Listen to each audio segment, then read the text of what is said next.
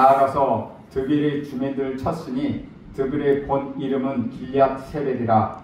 갈렙이 말하기를 길앗 세벨을 쳐서 그곳을 점령하는 자에게는 내 딸 압살을 아내로 주어라 하였으니 갈렙의 아우 그나스의 아들인 운니엘이 그것을 점령하였으므로 갈렙이 그의 딸 압살을 그에게 아내로 주었더라.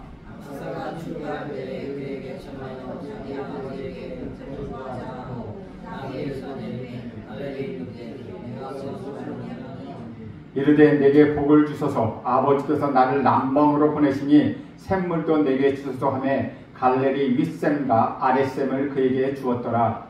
모세의 장인은 기은 사람이라 그의 자손이 유다 자손과 함께 중요한 무성으로 주어졌다고 말한 강방이 유다 황무지에 이르러 유다가 그의 형제 시므온과 함께 가서 스밧에 거주하는 가나안 족속을 쳐서 그것을 진멸하였으므로 그 성의 이름을 호르마라 하니라.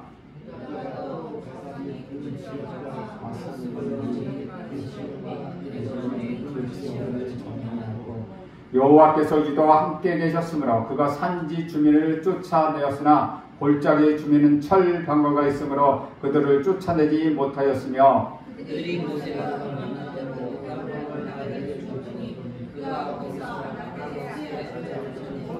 21절 같이 읽습니다. 베냐민 자손은 예루살렘에 거주하는 여부스 족속을 쫓아내지 못하였으므로 여부스 족속이 베냐민과 함께 오늘까지 예루살렘에 거주하니라. 아멘. 이것은 주님의 말씀입니다. 오늘 1절에서 우리 여호수아가 죽은 후에 유다 백성들이 기도하며 누가 먼저 내려가서 저들과 전쟁을 할까라고 했을 때 하나님께서 유다 먼저 내려가라고 말합니다. 그 유다가 내려가서 올라와서 전쟁을 하는 이야기부터 시작합니다. 사사기 1장은 크게 두 부분으로 나누어 있는데 조금 전에 말씀드린 것과 전반부는 유다 지파가 치른 가나안 전쟁 이야기가 나옵니다. 후반부는 요셉의 아들인 에브라임 지파를 중심으로 하여 나머지 지파들이 가나안 정복 전쟁에 대한 이야기가 나옵니다. 유다 지파 하나가 나머지 전체 지파를 비교할 만큼 공적을 얻었으니 상대적으로 매우 역량이 있는 지파로 보여집니다. 유다는 야곱의 12아들 중에 넷째 아들입니다. 다윗 이후로 이스라엘 왕은 유다 지파에서 나왔습니다. 예수님도 법적 혈통으로 본다면, 육체적 혈통으로 본다면 유다 지파의 자손입니다. 야곱 이후 요셉의 아들인 에브라임과 함께 실제로 장자 역할을 한 것으로 우리는 보입니다. 첫째 아들 루벤은 야곱의 처인 비라를 범함으로써 장자의 자격을 박탈당했습니다. 그리고 둘째, 셋째인 시몬과 레이는 여동생 다말의 사건으로 세겜의 추장과 세 추장의 아들과 그들을 속여서 집단적으로 학살을 벌였습니다. 이 일로 야곱의 가족들은 보복이 두려워서 급히 세겜 땅을 떠나야 했습니다. 아마 이때부터 야곱에게는 아들로서 이들은 제대로 대우받지 못했을 것입니다. 따라서 본처 레아의 소생 중 마지막 넷째 유다만이 유일하게 야곱으로부터 아들로 인정받은 것입니다. 유다가 장남으로 책임을 다하는 모습은 계속해서 이어집니다. 형들이 요셉을 미워하고 죽이고자 할 때 머리를 써서 지나가던 미디안 상인에게 팔아넘겨 애굽으로 가게 한 그것이 유다였습니다. 시간이 지난 후 가뭄이 들어 곡식을 얻고자 애굽으로 내려가게 됩니다. 첫 번째 방문 때 시몬이 계략에 빠져 붙잡히게 됩니다. 식량이 떨어지고 또 두 번째 방문을 위해서 도둑이나 정탐꾼이 아니라는 진실을 밝히기 위하여 막내 아들 베냐민을 데리고 가야 했습니다. 야곱은 요셉을 잃어버린 후로 레아의 소생 베냐민을 놓지 않고자 했습니다.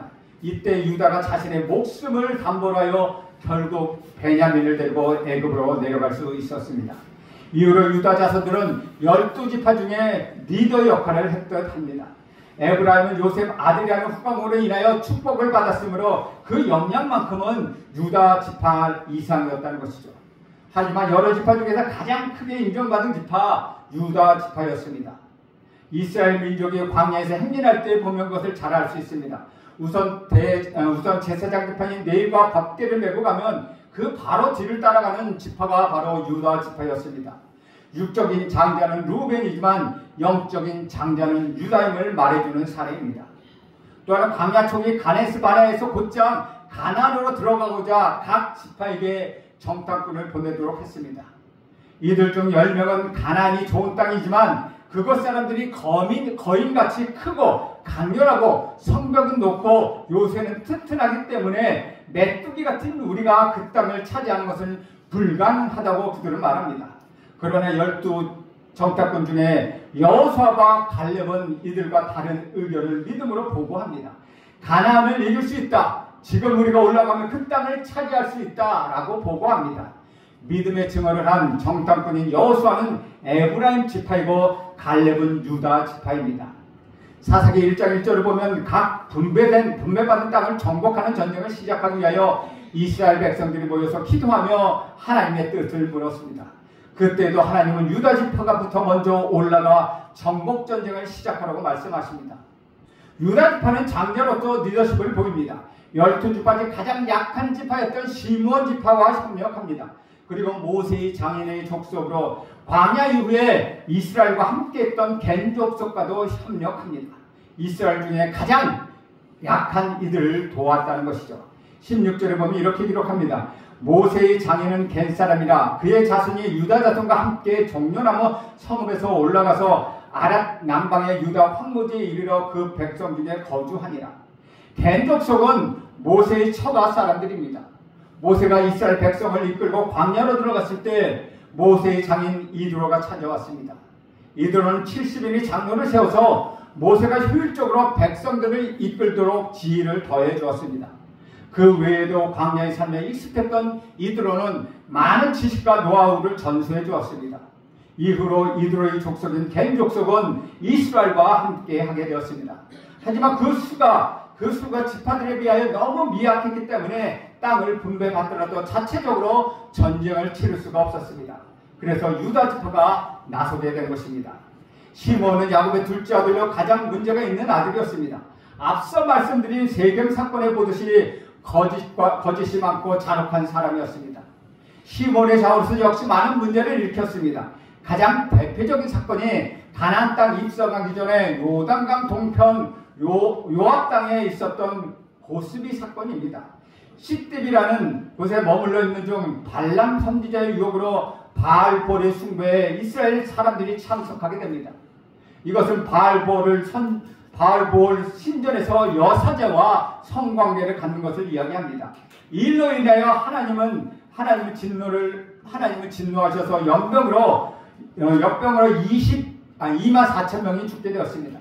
그 와중에도 시므온 지파의 한 지도자인 시므리가 아무렇지도 않은 듯이 이 일을 부끄러워하지 않았다는 것이죠. 심지어 그는 이방 족속의 미디안 족속의 여자 고르비를 진중에 데려와서 첩으로 삼고 그들의 앞을 지나갔습니다. 이것을 보고 제사장 비누아스가 격분하여 창으로 그 두 사람을 찔러 죽인 사건, 그 사건이 고스비 사건입니다. 지파의 리더들이 책임없이 행동하기에 당연히 유다 지파는 점점점 약해질 수밖에 없었다는 것이죠. 시므온 지파는 점점점 약해질 수밖에 없었다는 것입니다. 광야의 시간을 거치면서 그 수가 급감하게 된 것을 보면서 민수기에 싸울 수 있는 장병을 계상할 때 이스라엘 지파가 전체 60만 명 되는 데서 그들의 숫자는 2만 명에 불과했다는 것이죠. 모세가 죽기 전에 지파별로 축복하는데 심지어 시므이 지파에 대한 기도가 빠져 있다는 것입니다. 결국 시간이 흘러 시므온 지파는 자연스럽게 유다 지파에 흡수되어 버렸습니다. 시므온 지파와 겐 족속과 연합한 유다 지파는 처음에는 파죽지세로 가나안 땅을 정복합니다. 70명의 왕을 상대로 무패를 자랑하던 아도니 배색을 이기고 헤브론에 살고 있는 거인들과도 싸워서 이겼습니다. 헤브론까지 점령하다 유다 지파의 생각은 이 정도면 됐어 라고 자만하기 시작했습니다. 왜냐하면 거주할 땅이 이 정도면 살아가기에 충분했고 더 남쪽으로 내려가면 광야의 접경 지역이었던 네게브라는 사막 지역이 나오기 때문입니다. 그곳의 땅은 좋은 땅이 아니었습니다. 굳이 희생을 치르고 그 땅을 차지하고 싶은 생각이 없었다는 것이죠. 바로 그때 갈렙이 나섭니다. 당시 여호수아는 죽었지만 광야 초기 정탐꾼으로 활약한 유다 지파인 갈렙은 살아있었습니다. 갈렙은 헤브론 아래 남쪽인 드빗 길앗 세배를 공략하고자 했습니다. 12절에 보면 이렇게 기록합니다. 갈렙이 말하기를 길앗 세배를 쳐서 그것을 점령하는 자에게 내 딸 악사를 아내로 주리라 하였더니 아무도 나서지 않기에 갈렙은 조건을 내걸었습니다. 전쟁에 나가 무공을 세우는 자에게는 자신의 딸 악사를 주겠다는 것입니다. 이 조건에 응한 사람이 바로 갈렙의 아우인 그나스의 아들 운니엘이었습니다. 즉 다시 말하면 조커가 나선 것입니다. 운니엘은 성공적으로 전국전쟁을 치르고 결국은 갈렙의 딸 악사와 결혼합니다. 그런데 운니엘이 대단하지만 더 대단한 것은 갈렙의 딸 악사였다는 것이죠. 적극적이고 투지를 지녔던 아버지의 기질을 딸이 그대로 닮은 듯합니다. 그래서 결혼 이후에 남편 운니엘을 부추겨 아버지 갈렙에게 정복한 땅을 달라고 요구합니다. 14절 보겠습니다. 악사가 출가할 때 그들에게 청하여 자기 아버지에게 밭을 구하자 하고 나귀에서 내려 갈렙이 묻되 내가 무엇을 원하느냐 하니 이르되 내게 복을 주소서 아버지께서 나를 남방으로 보내시니 샘물도 내게 주소서 하매 갈렙이 윗셈과 아랫셈을 그에게 주었다. 갈렙이 드빌 길앗 세배를 정복하기 위한 조건에 땅을 준다는 이야기는 있지만 땅을 준다는 이야기는 없습니다. 물론 이후에 갈렙이 죽고 나서 유산으로 일부 딸에게 물려줄 생각은 있었습니다. 그런데 악사는 기다리지 않고 지금 당장 그 땅을 받도록 남편을 시켜서 자기 친정에 요구한 것입니다. 그런데 더 놀라운 것은 악사가 여기서 멈추지 않았다는 것이죠. 악사는 남편에게 시켜서 더 나아가서 자신도 아버지에게 요구합니다. 갈렙이 지나가는 말로 더 필요한 것이 없는지 물으니 악사가 그 수감을 놓치지 않고 갈렙에게 꿇어 엎드려 요구합니다. 그것은 딸의 행동이기보다는 종이나 길게 굴어서 주인에게 구걸하듯이 모든 것을 내려놓고 간절히 간청하는 모습이었습니다. 갈렙은 아버지 갑자기 딸이 종처럼 행동하니 왜 그런지 매우 놀라서 물었습니다. 악사는 아버지에게 받은 땅이 너무 메마르고 척박한 땅이기에 샘물 몇 개를 달라고 요청합니다. 그러나 이것을 생각해보면 매우 상식적이지 않다는 것이죠. 팔레스타인 전통에서는 대개 결혼할 때는 남자가 처갓집에게 무엇인가를 제공하는 그것이 관습이었습니다. 예물을 준다든지 돈이 없다면 노동으로 대신하곤 했습니다. 그 대가로 결혼하는 것입니다. 예를 들어서 야곱이 레아와 라헬을 얻기 위하여 각각 7년 동안 14년을 외삼촌 라반의 집에서 일했던 것을 보면 알 수 있다는 것이죠. 지리적으로 유다는 이스라엘 팔레스타인 지역 남부에 위치하고 있습니다. 갈렙은 그 유다 남부인 헤브론에 거주하였고 특히 운니엘이 얻은 땅은 헤브론보다 더 아래 남쪽이었습니다. 이 남쪽 지역에 조금 전에 말씀드린 네게브라고 하는 사막 지역입니다. 이것은 땅보다도 더 귀한 것이 바로 샘물입니다. 물이 없는 땅은 무용지물이기 때문입니다. 이 선물이 바로 사막의 오아시스인 것입니다. 갈렙은 악사의 요구대로 윗셈과 아랫셈 두 오아시스를 주었습니다. 사실 딸이 너무 많은 것을 요구하는 것으로 보십니다. 아들보다 더 챙겨줄 수 있습니다. 시집간 딸이 친정집에 기둥채 몇 개 뽑아가는 것입니다. 그것을 보면 제가 보기에는 갈렙은 아마도 딸 바보였지 않을까 저는 그렇게 생각합니다. 딸이 요구하면 무조건 그래 너 얼른 갖고 가 라고 말하는 딸 바보였다는 것이죠. 사랑하는 여러분, 여기서 우리가 배운 것 하나가 있습니다. 결국 운니엘을 기대한 이상의 복을 받았습니다. 그 이유는 다름 아닌 하나님이 이스라엘에게 주신 소명 가나안을 정복하라는 그 명령에 순종했기 때문이라는 것이죠. 여러분, 운니엘처럼 하나님의 말씀에 따라 자신의 생명을 걸고 충성하면 우리 하나님께서 풍성한 축복을 여러분에게 허락하여 주실 것입니다. 심지어 사막과 같은 땅에서도 샘물을 주셔서 부족함이 없이 넉넉하게 살아가게 할 것입니다. 물은 사막의 샘물입니다. 마르지 않는 샘물처럼 생명도 풍성하게 주실 것입니다. 운니엘이 소명에 충실했기에 나머지 것들은 하나님을 그대로 복으로 내려주셨다는 것입니다. 오늘 본문 유다지파의 미담으로 끝나지 않습니다. 유다지파가 운니엘처럼 모두 다 소명에 충실했던 것은 아니라는 것이죠.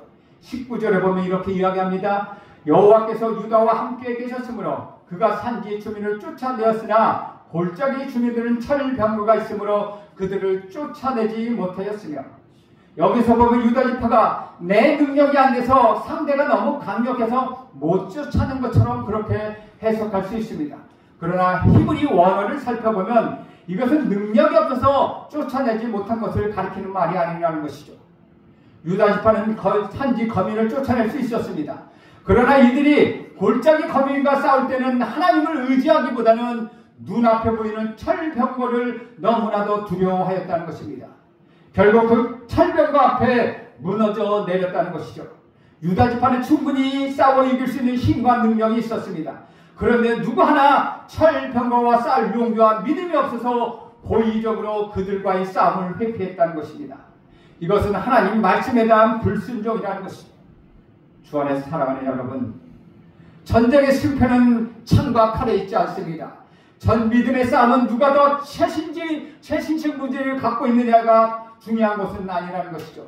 전쟁의 승패와 믿음의 싸움은 하나님께서 함께 하시느냐 함께 하시지 않느냐가 더 중요하다는 것이죠. 왜냐하면 전쟁의 승패는 하나님께 달려있기 때문입니다. 하나님 우리를 위하여 싸우시는데 우리가 무엇을 두려워하겠습니까? 하나님이 앞서서 우리와 함께 하시는데 무엇이 우리를 가로막을 수 있습니까? 하나님은 우리의 힘이시고 하나님은 우리의 능력이 되시는 것입니다. 골리앗은 큰 창과 칼을 가지고 나오지만 목동이었던 다윗은 손에 막대기 하나와 물맷돈 몇 개밖에 없었습니다. 그러나 다윗은 이렇게 말합니다. 나는 칼과 창과 단창으로 내게 오거냐. 나는 만군의 여호와의 이름으로 네가 모욕하는 이스라엘 군대 하나님의 이름으로 내게 가노라. 다윗은 전쟁의 승리가 칼과 창과 같은 무게에 있는 것이 아니라는 것을 알았습니다. 다윗은 그 전쟁이 하나님께 달려있음을 확실하고 믿었습니다. 이런 믿음으로 철병거를 가진 골짜기 거민들과 싸웠다면 그들은 충분히 승리할 수 있었다는 것이죠. 철병거가 없다는 것을 핑계로 현실과 타협했다는 것입니다. 우리들도 세상에 살다보면 마찬가지입니다. 세상을 살다보면 어려움과 고통이 밀려오면 눈앞에 보이는 어려움과 그 고통이 두려워서 은근슬쩍 세상과 타협하고 그리고 자기 합리화를 합니다. 하나님 분명히 가나안 족속들을 하나도 없이 남기에 없이 쫓아버리라고 해됨을 명령하셨습니다. 철병거는 핑계로 주어진 소명에 충실하지 못했다는 것이죠. 나는 저 철병거가 무서워서 갈 수가 없다고 그들은 그렇게 생각했다는 것입니다. 상대가 강한 것과 내 능력이 안 되는 것은 다르다는 것이죠. 상대가 강할지라도 우리 하나님이 능력을 주신다면 우리는 할 수 있다는 것입니다. 우리 하나님이 능력이 주신다면 그들을 쫓아낼 수 있다는 것입니다. 그러나 유다 백성은 내쫓아낼 수 있음에도 불구하고 큰 희생을 치르려 하는 부담 때문에 하지 못하는 것이 아니라 하지 않았다는 것입니다.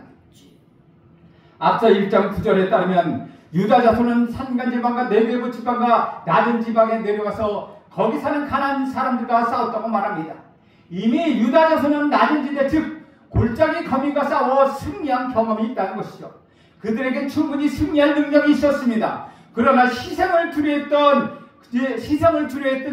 승리의 의심이 들었던지 어떤 이유에서인지 모르지만 그들은 마지막까지 사명을 위하여 모든 것을 다 쏟아내지 못했다는 것이죠.